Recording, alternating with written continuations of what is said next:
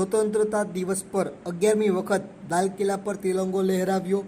દેશ આજે 15મી ઓગસ્ટે 78માં સ્વાતંત્ર્ય દિવસની ઉજવણી કરી રહ્યું છે। વડાપ્રધાન નરેન્દ્ર મોદીએ 11મી વખત લાલ કિલ્લા પર તિરંગો લહેરાવ્યો હતો।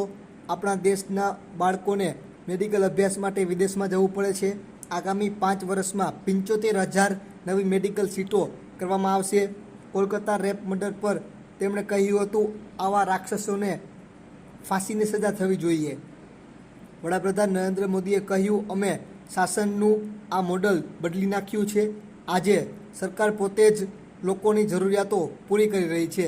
દેશમાં 75 વર્ષથી કોમ્યુનલ સિવિલ કોડ છે। હવે દેશને સેક્યુલર સિવિલ કોડની જરૂર છે। આજે વહેલી સવારે પીએમ મોદીએ રાજઘાટ જઈને મહાત્મા ગાંધીને શ્રદ્ધાંજલિ આપી હતી। 78માં સ્વતંત્રતા દિવસની થીમ વિકસિત ભારત છે। આ અંતર્ગત આઝાદીના 100મા વર્ષ 2047માં ભારતને વિકસિત રાષ્ટ્ર બનાવવાનું લક્ષ્ય નક્કી કરવામાં આવ્યું છે।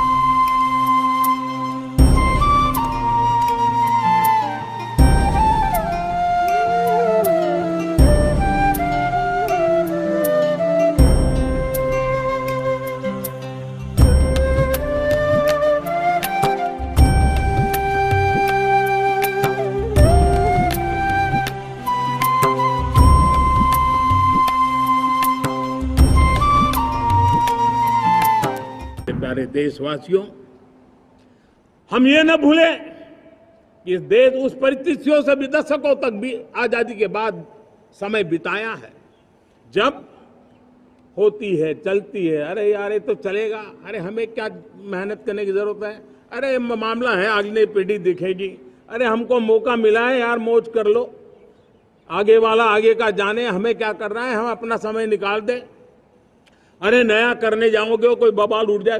पता नहीं क्यों देश में स्टेटस को का माहौल बन गया था, जो है उसी से गुजारा कर लो, यही का माहौल बन गया था। और लोग तो कहते हैं अरे भाई छोड़ो, अब कुछ होने वाला नहीं है, चलो, ऐसा ही मन मर गया था। हमें इस मानसिकता को तोड़ना था, हमें विश्वास से भरना था, और हमने उस दिशा में प्रयास किया। कई लोग तो कहते थे अरे भाई अगली पीढ़ी के लिए काम हम अभी से क्यों करें, हम तो आज का देखें। लेकिन देश का सामान्य नागरिक ये नहीं चाहता, वो बदलाव के इंतजार में था, वो बदलाव चाहता था, उसकी ललक थी, लेकिन उसके सपनों को किसी ने तवज्जो नहीं दी, उसकी आशा आकांक्षाओं को अपेक्षाओं को तवज्जो नहीं दी गई, और उसके कारण वो मुसीबतों को झेलते हुए गुजारा करता रहा, वो रिफॉर्म्स का इंतजार करता रहा। हमें जिम्मेदारी दी गई और हमने बड़े रिफॉर्म्स जमीन पर उतारे। गरीब हो, मिडिल क्लास हो, हमारे वंचित लोग हो, हमारी बढ़ती जाती शहरी आबादी हो, हमारे नौजवानों के सपने हो, संकल्प हो, आकांक्षाएं हो, उनके जीवन में बदलाव लाने के लिए रिफॉर्म का मार्ग हमने चुना। और मैं देशवासियों को विश्वास दिलाना चाहता हूं, रिफॉर्म के प्रति हमारी जो प्रतिबद्धता है वो पिंक पेपर के एडिटोरियल के लिए सीमित नहीं है। हमारे रिफॉर्म्स की ये प्रतिबद्धता है, वो 4 दिन की वाहवाही के लिए नहीं है। हमारी रिफॉर्म्स की प्रक्रिया किसी मजबूरी में नहीं है, देश को मजबूती देने के इरादे से है। और इसलिए मैं आज कह सकता हूं, रिफॉर्म का हमारा मार्ग एक प्रकार से ग्रोथ की ब्लूप्रिंट बनी हुई है। ये हमारा रिफॉर्म, ये ग्रोथ, ये बदलाव, ये सिर्फ डिबेट क्लब के लिए, इंटेलेक्चुअल सोसाइटी के लिए, एक्सपर्ट लोगों के लिए सिर्फ चर्चा का विषय नहीं है। साथियों, हमने राजनीतिक मजबूरी के कारण नहीं किया है। हम जो कुछ भी कर रहे हैं वो राजनीति का भागा गुणा करके नहीं सोचते हैं। हमारा एक ही संकल्प होता है, नेशन फर्स्ट, नेशन फर्स्ट, राष्ट्रहित सुप्रीम, ये मेरा भारत महान बने, इसी संकल्प को लेकर के हम कदम उठाते हैं। साथियों, जब रिफॉर्म की बात आती है, एक लंबा परिवेश है। अगर मैं उसकी चर्चा में चला जाऊंगा तो शायद घंटों निकल जाएंगे, लेकिन मैं एक छोटा सा उदाहरण देना चाहता हूं। बैंकिंग क्षेत्र में जो रिफॉर्म हुआ, आप सोचिए बैंकिंग क्षेत्र का क्या हाल था। न विकास होता था, न विस्तार होता था, न विश्वास बढ़ता था। इतना ही नहीं, जिस प्रकार की कारनामे चले उसके कारण हमारे बैंक संकटों से गुजर रहे थे। हमने बैंकिंग सेक्टर को मजबूत बनाने के लिए अनेकविध रिफॉर्म्स किए, और आज उसका कारण हमारी बैंक विश्व में जो इन्हीं गुनी मजबूत बैंक हैं, उसमें भारतीय बैंकों ने अपना स्थान बनाया है। और जब बैंक मजबूत होती है ना, तब फॉर्मल इकोनॉमी की ताकत भी बढ़ती है। जब बैंक की व्यवस्था बन जाती है, जब सामान्य खास करके मध्यम वर्ग के परिवार की जो रिक्वायरमेंट होती है, उसको पूरा करने की सबसे बड़ी ताकत बैंकिंग सेक्टर में होती है। अगर उसको होम लोन चाहिए, उसको व्हीकल का लोन चाहिए, मेरे किसान को ट्रैक्टर के लिए लोन चाहिए, मेरे नौजवानों को स्टार्टअप के लिए लोन चाहिए, मेरे नौजवानों को कभी पढ़ने के लिए, एजुकेशन के लिए लोन चाहिए, किसी को विदेश जाने के लिए लोन चाहिए, ये सारी बातें उसे संभव होती है। मुझे तो खुशी है कि मेरे पशुपालक भी, मेरे मछली पालन करने वाले भाई बहन भी आज बैंकों से लाभ ले रहे हैं। मुझे खुशी है मेरे रेहड़ी पटरी वाले लाखों भाई बहन आज बैंक से साथ जुड़ करके अपनी नई ऊंचाइयों को प्राप्त कर रहे हैं और विकास की दिशा में वो भागीदार बन रहे हैं। हमारे एमएसएमई, हमारे लघु उद्योग के लिए तो बैंक एक सबसे बड़ी सहायक होती है। उसको रोजमर्रा पैसों की जरूरत होती है अपने नित्य मर्जी पर प्रगति के लिए, और उस काम को हमारी मजबूत बैंकों के कारण संभव हुआ है। साथियों, दुर्भाग्य से हमारे देश में आजादी तो मिली, लेकिन लोगों को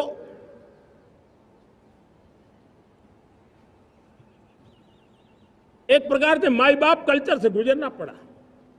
सरकार के पास मांगते रहो, सरकार के पास हाथ फैलाते रहो, किसी की सिफारिश के लिए रास्ते खोजते रहो, वही कल्चर डेवलप हुआ था। आज हमने गवर्नेंस के इस मॉडल को बदला है। आज सरकार खुद लाभार्थी हितार्थी के पास जाती है। आज सरकार खुद उसके घर गैस का चूल्हा पहुंचाती है। आज सरकार खुद उसके घर पानी पहुंचाती है। आज सरकार खुद उसके घर बिजली पहुंचाती है।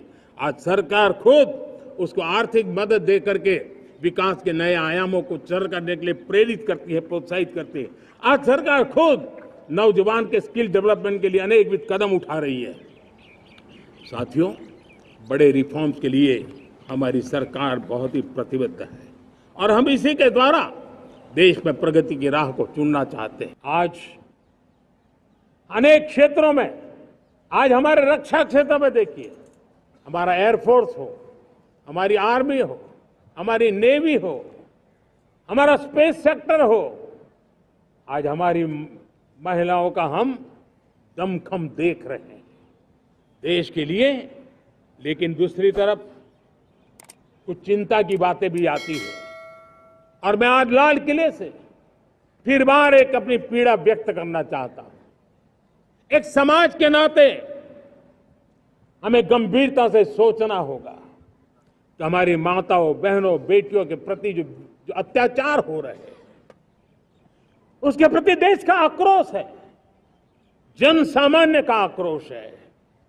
इस आक्रोश को मैं महसूस कर रहा हूं। इसको देश को, समाज को, हमारी राज्य सरकारों को गंभीरता से लेना होगा। महिलाओं के विरुद्ध अपराधों की जल्द से जल्द जांच हो, राक्षसी कृत्य करने वालों को जल्द से जल्द कड़ी सजा हो, वो समाज में विश्वास पैदा करने के लिए जरूरी है। मैं ये भी बताना चाहूंगा कि जब बलात्कार की या महिलाओं पर अत्याचार की घटनाएं घटती हैं तो उसकी बहुत चर्चा होती है, बहुत प्रचार होता है, मीडिया में छाया रहता है। लेकिन जब ऐसे राक्षसी मनोवृत्ति व्यक्ति को सजा होती है तो वो खबरों में कहीं नजर नहीं आती है, कोने में कहीं पड़ा रहता है। अब समय की मांग है कि जिनको सजा होती है उसकी व्यापक चर्चा हो, ताकि ऐसा पाप करने वालों को भी डर पैदा हो कि ये पाप करने की हालत ये होती है कि फांसी पर लटकना पड़ता है। और मुझे लगता है कि ये डर पैदा करना बहुत जरूरी है।